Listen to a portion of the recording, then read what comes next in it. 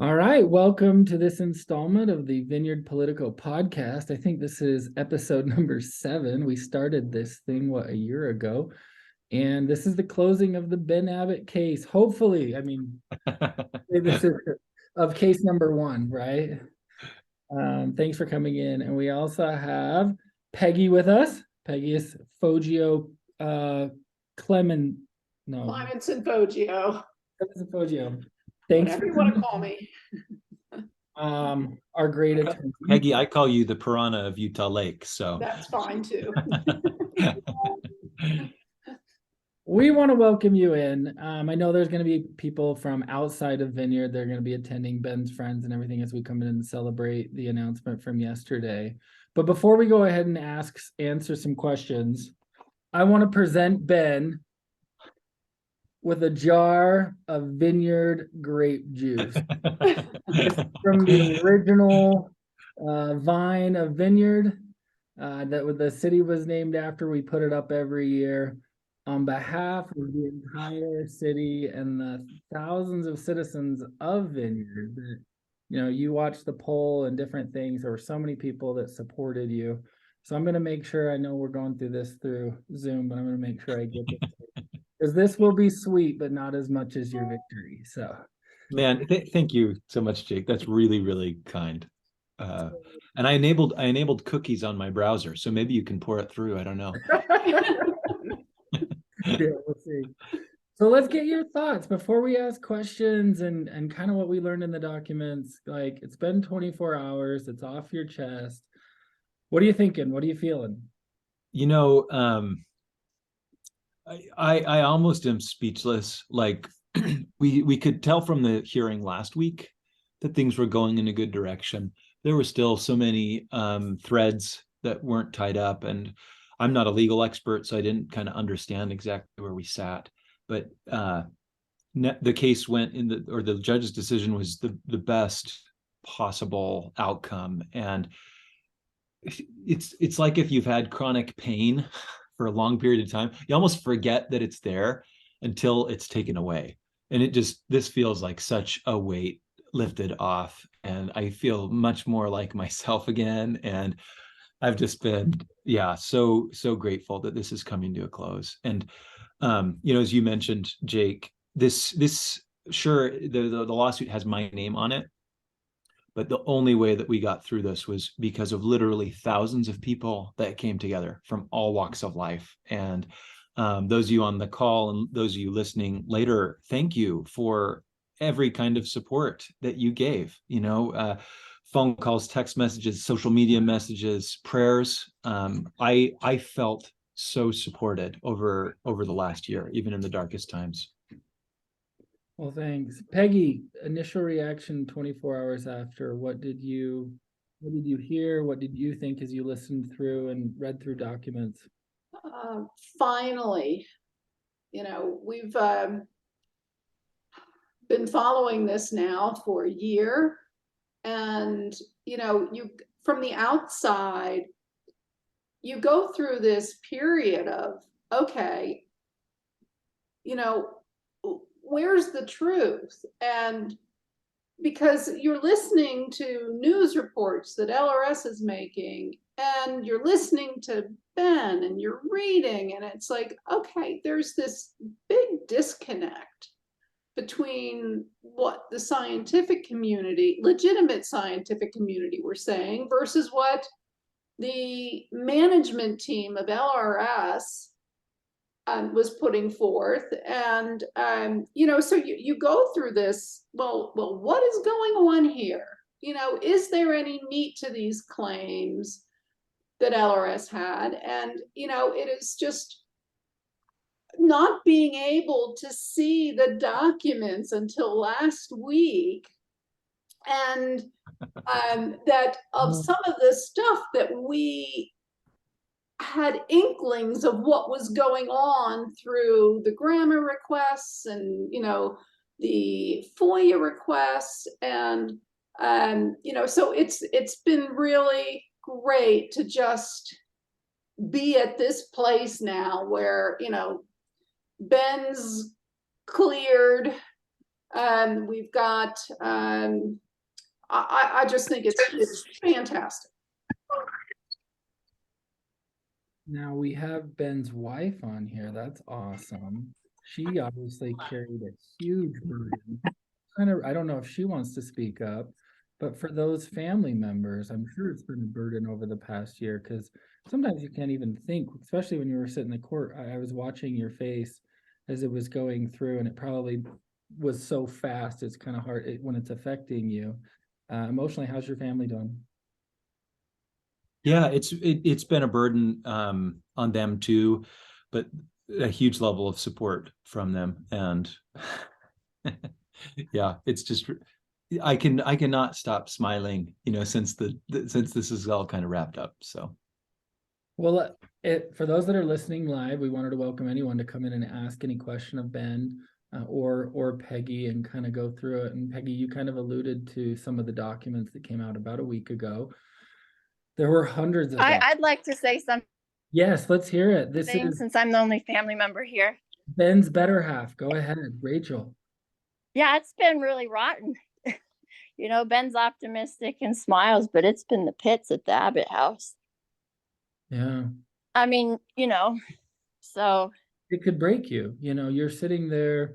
Who would have ever dreamed an occupation that you get into as a scientist, and you're staring at such a large number, of am I putting my family and my kids and my wife, and not only that, but I don't think you aspired, Ben, to be a public person. right. No offense, but you're a scientist, so you're kind of nerdy, right? I mean, Exactly. Well, I mean, Ben's always been public everywhere we've lived. He's always been in the papers. So I think maybe you guys don't know that about him, but there'll be another project coming up. So that's kind of what he does. But I don't think people understand just the amount of work it takes, from Ben, that Ben had to put into this lawsuit. It's not just the attorneys who were doing the work. There's a great deal of document review and interviewing and trying to get to the facts that goes on behind the scenes. And, that puts a huge burden on families as well, because it's, you're just absent because you're doing that work. yeah. So good for you, Ben, Yeah. and Rachel for supporting him through this, and the kids and everybody hanging in there, Thanks, Peggy. Honestly, Thanks for seeing that support. yeah, it becomes real, it really does when it affects family and whatnot. I don't know, Peggy, if you want to jump in on documents as we pivot into what we found in the last week. Well, one thing I would say is, the judge ruled in Ben's favor on every point that LRS was saying was defamatory. I mean, the mantra became true, substantially true, not capable of defamatory meaning. And, that is significant. So I got the document. So, I mean, it's not so much, I would say the biggest point of this is not so much the individual documents that support, what Ben had said, but the fact that the judge ruled that,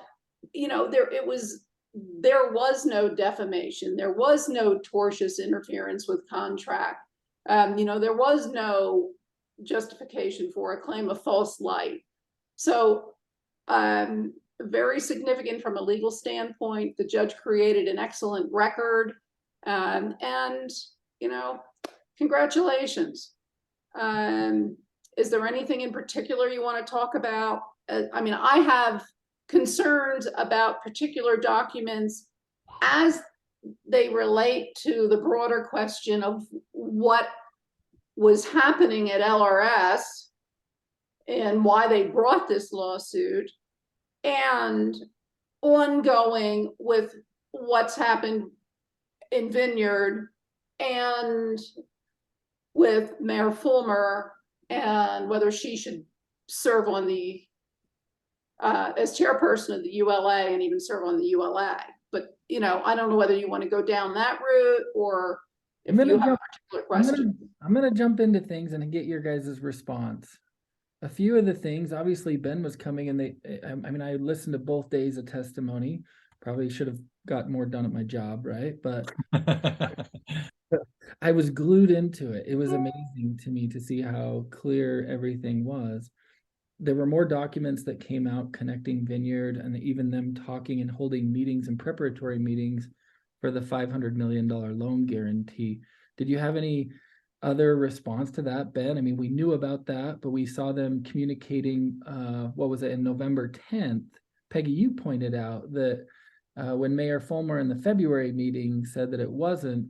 Well, that was interesting because on November 10th, they're holding preparatory meetings and and they're presenting Vineyard as a loan guarantee on November 10th, right? Yes, and in fact, you know, in a traditional loan guarantee sense, in that if the project failed, that Vineyard would be on the hook if they, you know, got the WIFIA funding, that Vineyard would be on the hook for that $5 million.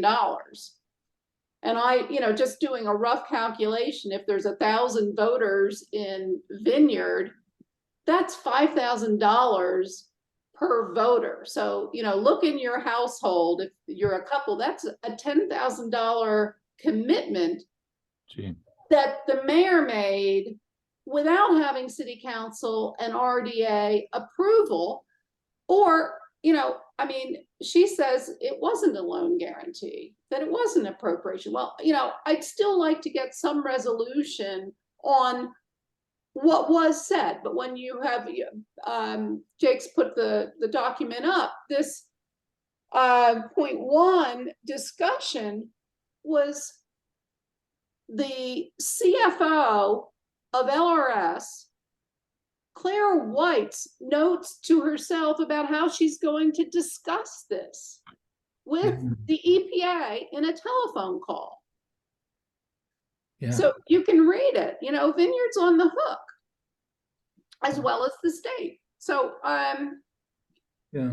you know, where we go from here, how we get the ULA to address this, how Vineyard addresses, the Vineyard citizens address this. And I think we all deserve an answer. And the question is, where do we go from here? How do we get that answer? Right. I would also say where we request and do a grandma of Vineyard and they make their side. I mean, obviously, all we have is their documents that were released through court only.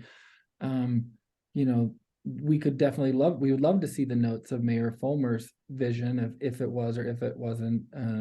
But yeah, we haven't gotten those. Ben, do you have any comment on that? I have another one I want to get into. Yeah, you know the Peggy kind of mentioned this, but it really shocked me the lengths that these guys were willing to go to try to keep documents secret. You know, they didn't want anything in the public record. They designated virtually all of the documents that they had to turn over by law during the discovery process as confidential or even attorney's eyes only. So on Wednesday, when all of you saw the documents for the first time, I was seeing some of those documents for the first time, even though it was a case that they had brought against me. And I don't know the exact number of documents that were released with the lawsuit, but it's just a tiny fraction of what's going on. And maybe this is typical, but as somebody, just a general citizen, it was really shocking to me. Why would they want every communication held secret? And the judge, in one of the hearings in preparation for these last two, the judge told them that was not appropriate to have a blanket designation of everything is confidential. You know, if you're gonna sue someone, then that brings you into the public sphere, and you have to then provide the evidence around that. So I'm very grateful that they're coming to light. It's disappointing that this is years after the fact in many cases. This is the kind of thing, if they were good actors, that would have been out in the open the whole time. Right, and the documents that show how they were trying to craft the public presentation of these loan guarantees because they wanted to obfuscate the municipal funding aspect of the project because they have been claiming that it's privately financed. Yeah. One big question that came out, or surprise that came out to me, was reading through LRS's responses, the first responses to the interrogatories. And that's, you know, in the discovery process of the case, both sides will send out questions, interrogatories to be answered. And one of the questions was, you know, identify the funding for, you know, from Ben's side, identify, you know, who has invested in the project. And LRS replies, Prospera, the Lake Restoration Fund, and Big Game Forever Foundation. And it's like, what? Big Game Forever Foundation is a 501c3 corporation, and you can see there the taxes they've paid, I think, up through 2020.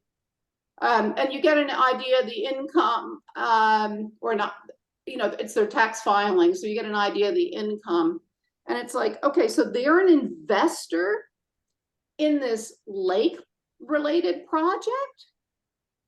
First of all, where do they get the funding for that? And then you're like, oh, well, there is a Big Game Forever 501c4 corporation that's owned by the same, you know, run by the same people. It's all the Bensons.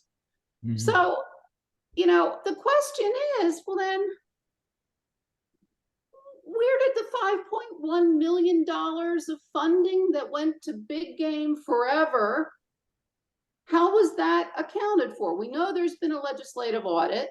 There's ongoing protracted litigation over the identification of and how much money went to within that organization to go to this gray wolf, keeping gray wolves out of Utah.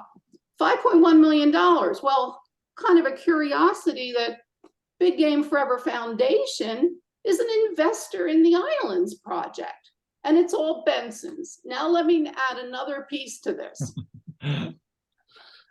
In their filing of the lawsuit, they LRS asked for damages, $3 million of damages. But they're not going to take the damages. They're going to donate it to a nonprofit. Okay, now which nonprofit do you think it will go to? Yeah. Are they going to donate it back to themselves? Oh, these guys. I mean, I don't know. These are all questions, and I hope that there are investigative reporters out there and the legislature audit committees are looking at this. Well, to that point, Peggy, I think it's really important that all of us as citizens watch closely what happens next, because some of these same people associated with the Bensons who are asking for taxpayer dollars to go push their political agenda, they are back at Capitol Hill asking for more money. And so we need to watch that and follow up and ask our representatives and senators to not give away our money to this group that's just real estate speculator.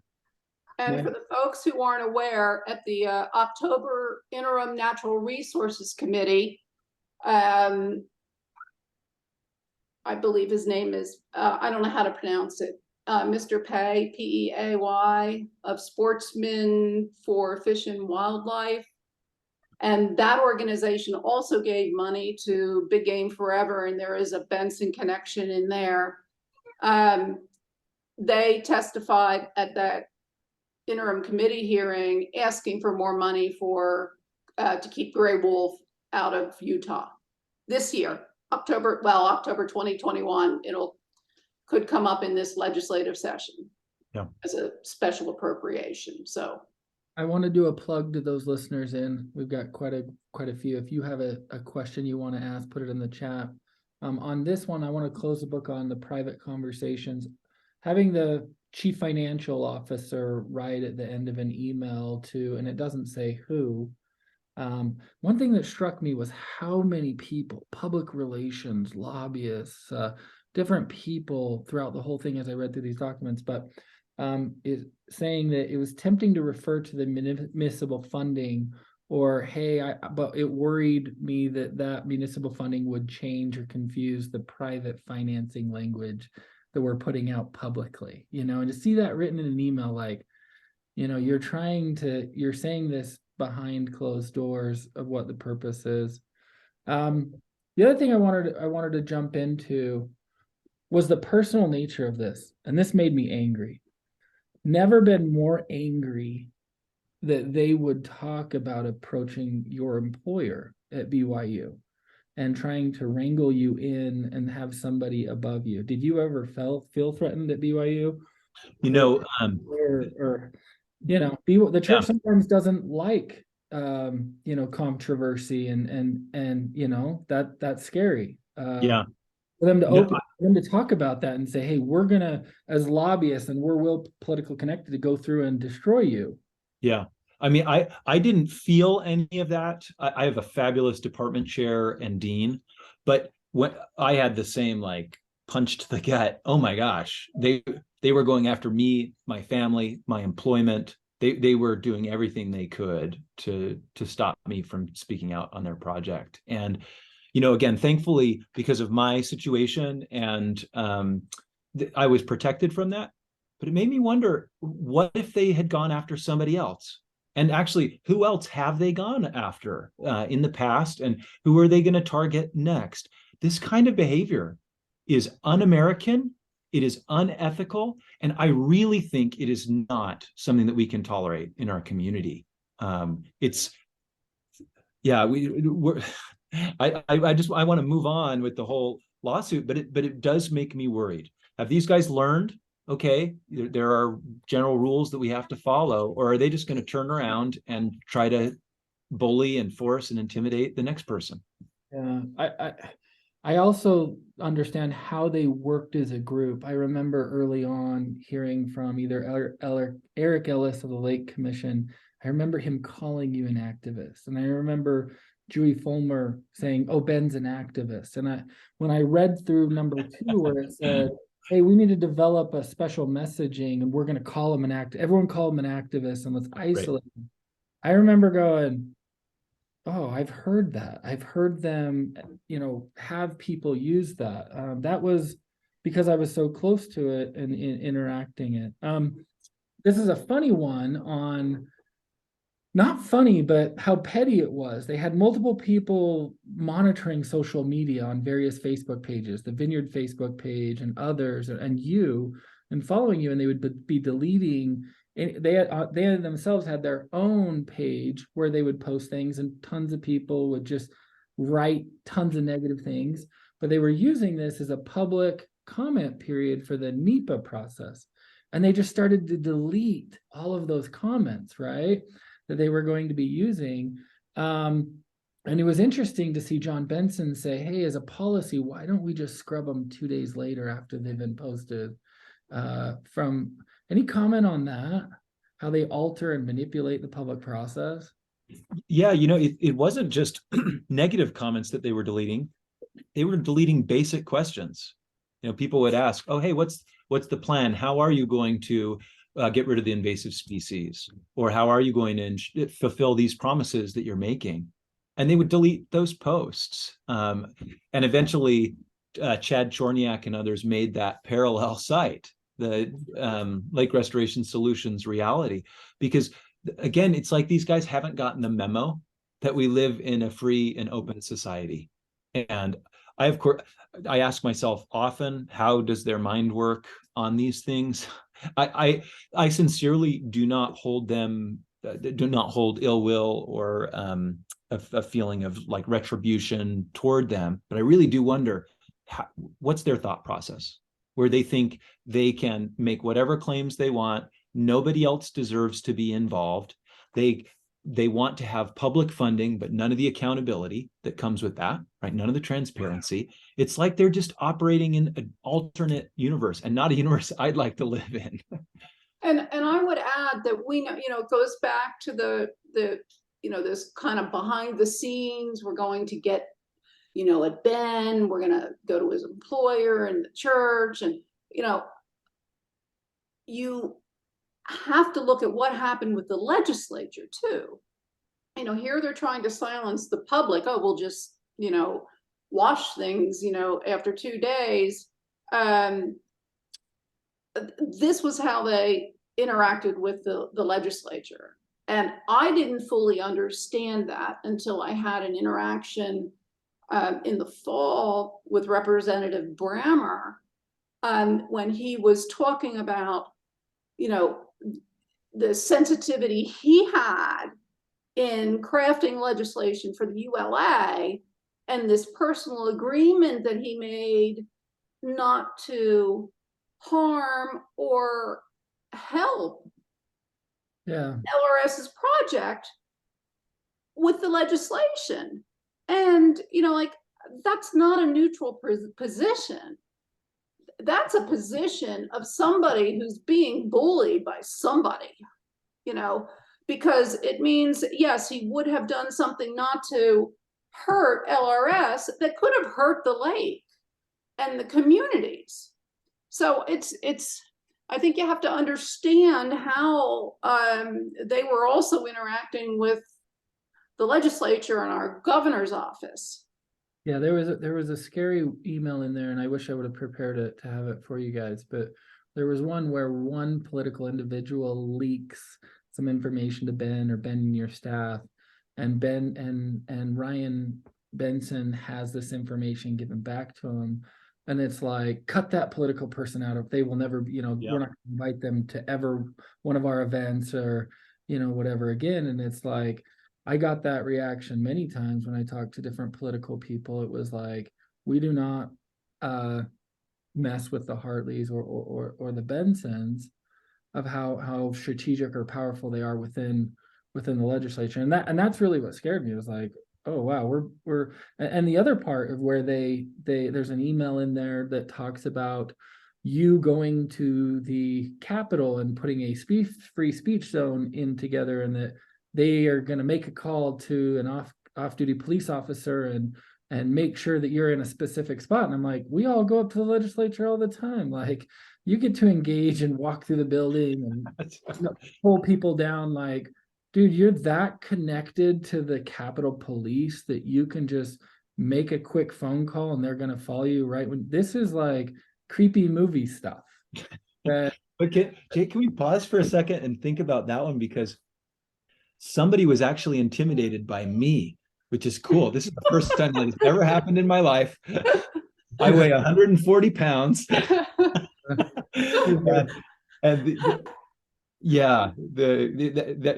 It was shocking that they would do that.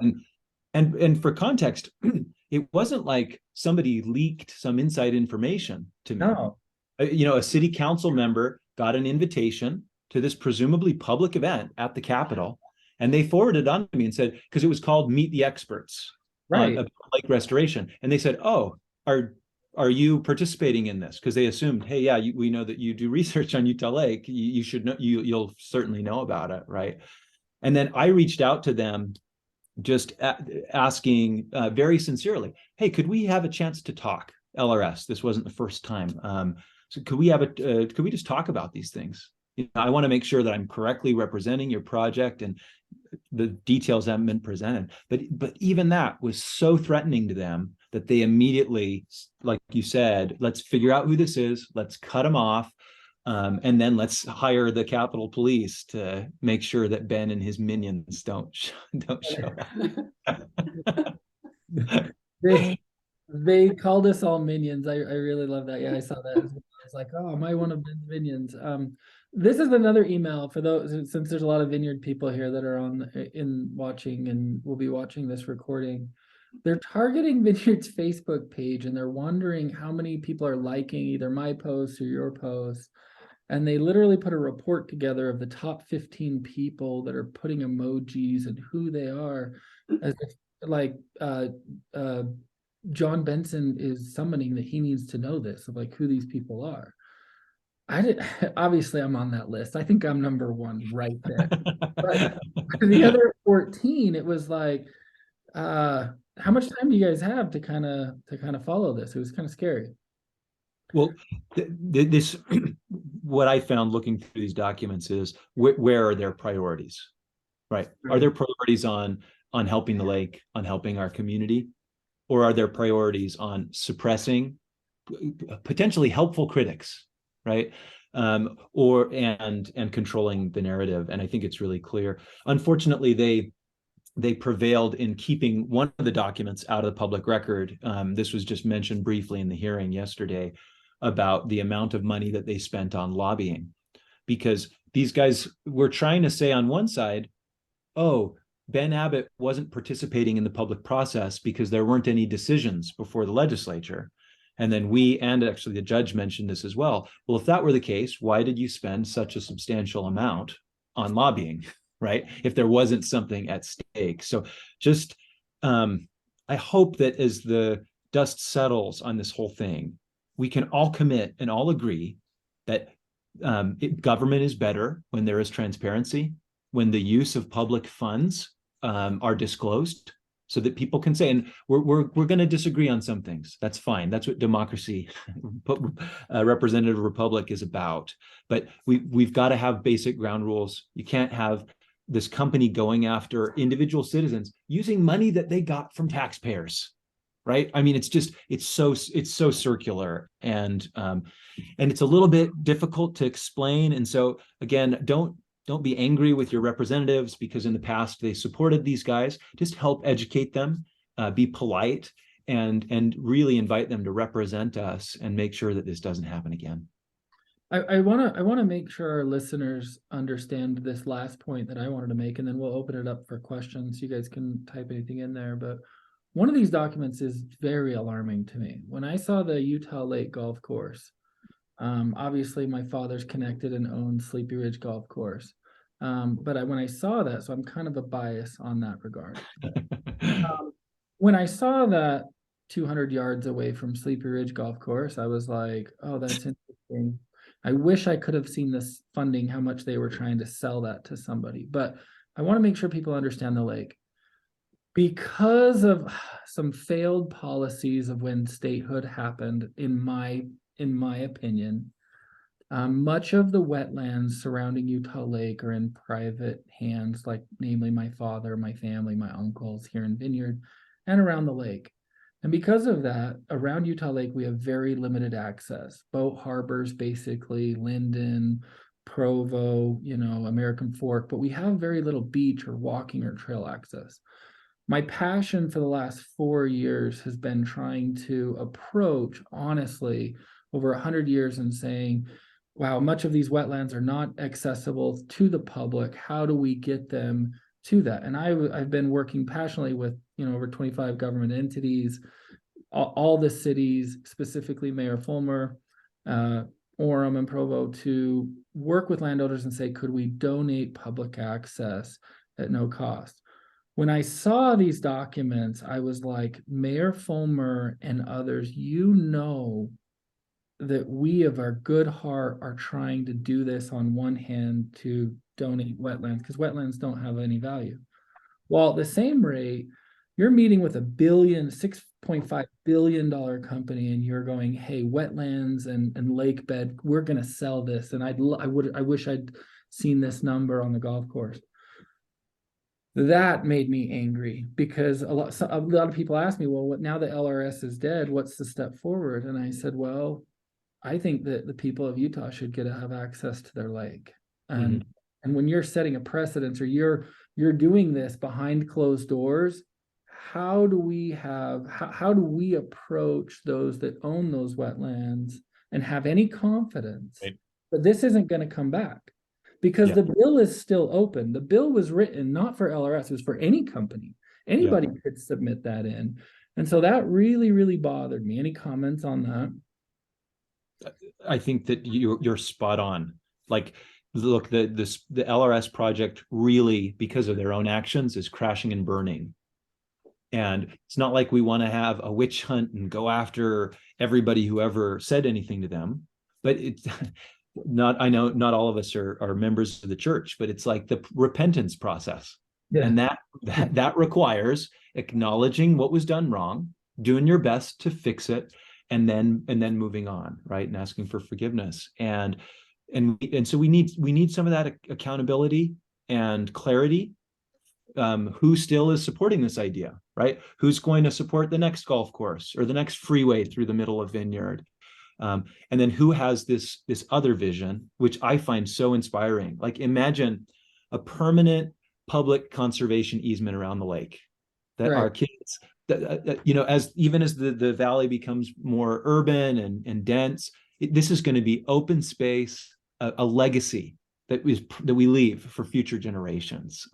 Amazing for our quality of life moving forward. But that can only happen when there's trust. So I just really agree. I appreciate the work that you've done, Jake, building that coalition. And I really hope that we can have an open conversation with those who are involved with this, not to besmirch their character or anything like that, but we've just got to understand where people are and how we can move forward. Yeah, agreed. And I just think that you've got to have trust if that's going to be happening, and it's just been just quiet on that. So those are the questions. And there were hundreds of documents, to be honest with you, and to be honest, and I'm sure that the half of them that were redacted were actually the more juicy details, but these were the limited amount that we were able to get out. Peggy, do you have any other final thoughts, or Ben? I don't see any questions coming in. Well, earlier on you mentioned about, or I guess Ben did, about whether it was typical to see this level of redaction in documents and everything being classified as confidential. And I would say that that's not typical, but it is what we have seen not only with these lawsuit documents, but also with the FOIA documents that we've requested. And Brian Maffley, in that interview you had with him, spoke about all the trouble that we had to go through, or the Tribune had to go through to get, documents out on their WIFI applications, and in heavily redacted form, but at least, it gave us some insight into earlier on what was going on. Mm-hmm. Yeah. I don't know if you guys know, but it has been quite a while since Mayor Fulmer spoke publicly about her. I hadn't seen this, Jake. I have a clock on my thing. Hey, and you want to know why? It's not vindictive or anything like that. It's that I knew when those documents came out, I was going to have to stop working on Wakara Way. And I worked 4 years for it, and I want it to happen. And I need to go through that repentance process with the coalition and say, hey, let's find out what you did. Now, do you not believe in it? Can we put that to bed? And can we, Vineyard's going to be facing an onslaught of mosquitoes.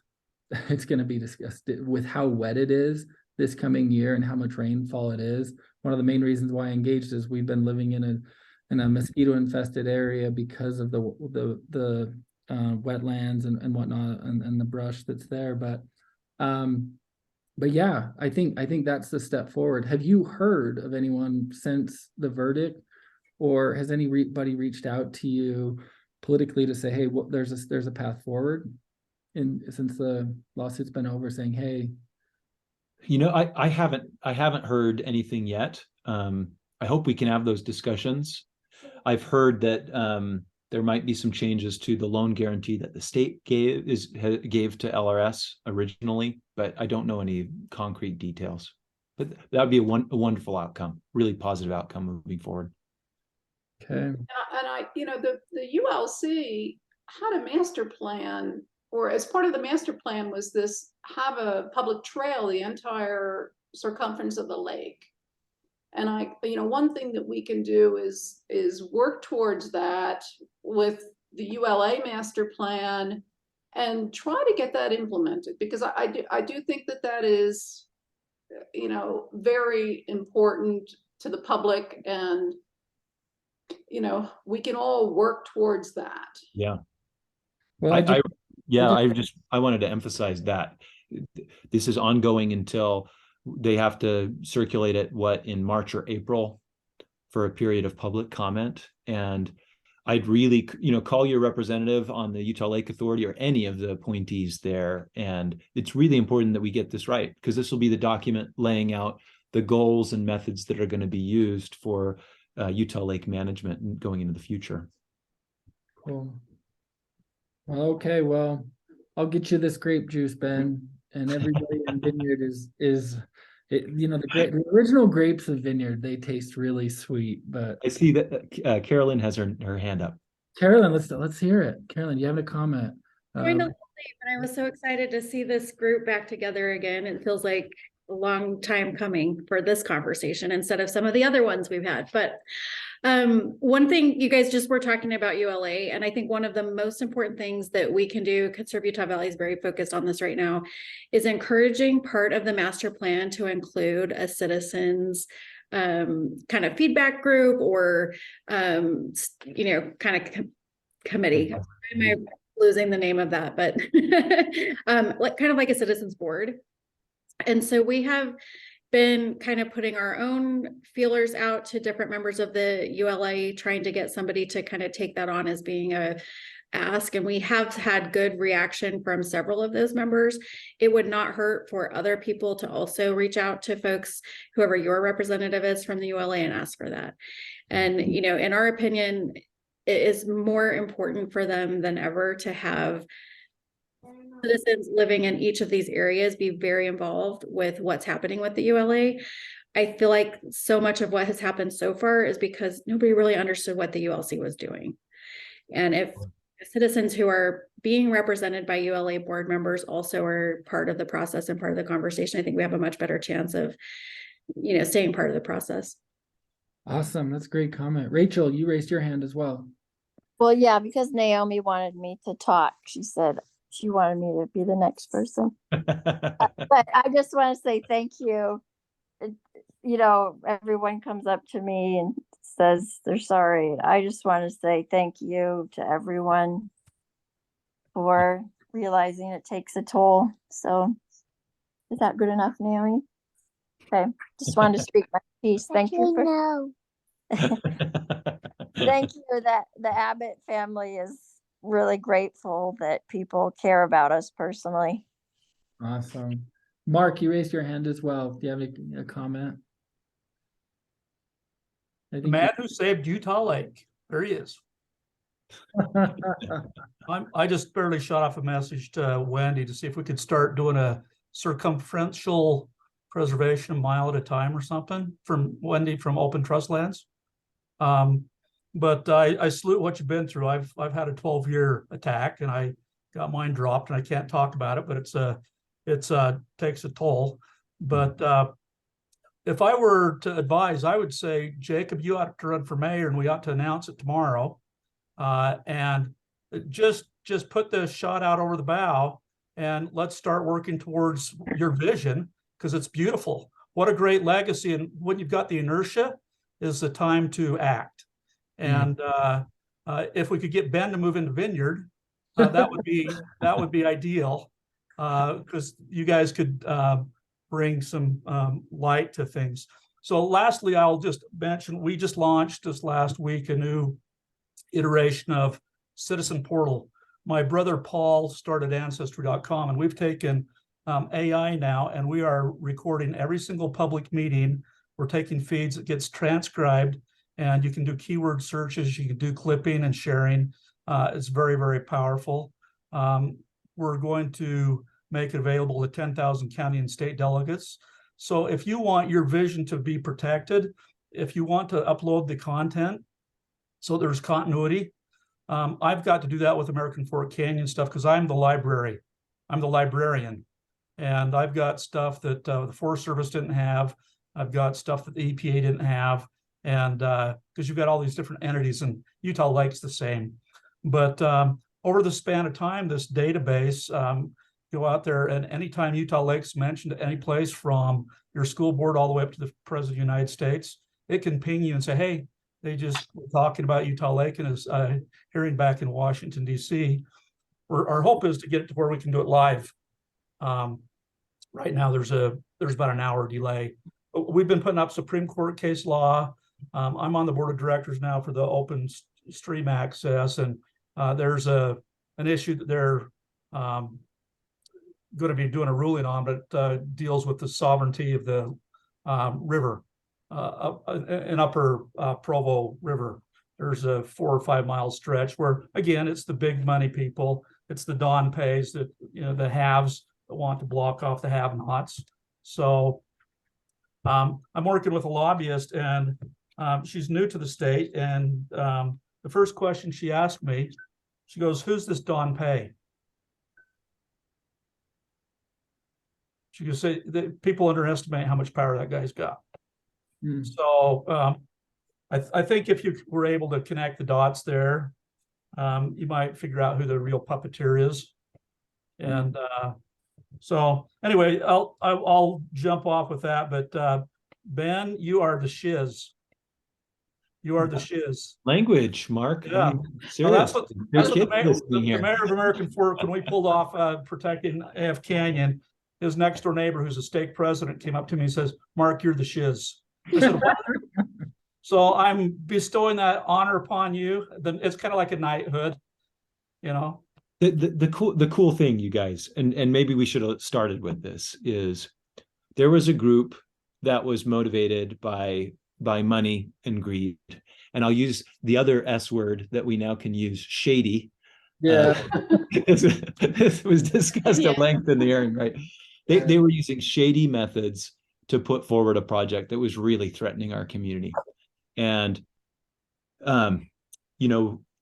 we were told by other groups that had been in battles like this that it was going to be 12 years, like that what you were talking about, Mark, or 5 years at least. And because so many people came together from so many different backgrounds, here we are a year later, and not everything is settled. There still are things to follow up on, but I think it's really important for us to take a step and take a breath and recognize what has been done. I have so much respect, admiration, and gratitude for all of you. Like there have been risks that were taken and uncomfortable conversations that people had to have, and we did it. It's just let's stick together and move forward. I'm really grateful for you all. Awesome. And I would like to add the little steps taken by everyday individuals. Everyday people. It's, it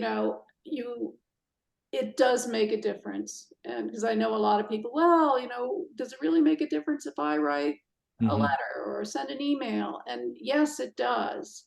Every one of those emails makes a difference. So we heard this directly from the legislature. The Hartley brothers, the most powerful lobbyists on Capitol Hill, spending all this money, all this time, putting pressure, trying to bully people. And yet, because the legislators heard from so many individual citizens saying, hey, we want our lake protected, we don't want it given away to build the world's largest golf course, we prevailed. And so don't be disheartened. Money doesn't always win, and truth matters. Yeah, it does. Awesome. Well, with that, guys, appreciate your time. Hopefully this is the last one, right? But if not, Vineyard Politco and our group will be there to shine some light on it. So thank you all, and go get some sleep, Abbots. You guys did well-needed rest. Thanks, guys. Love you. Congratulations.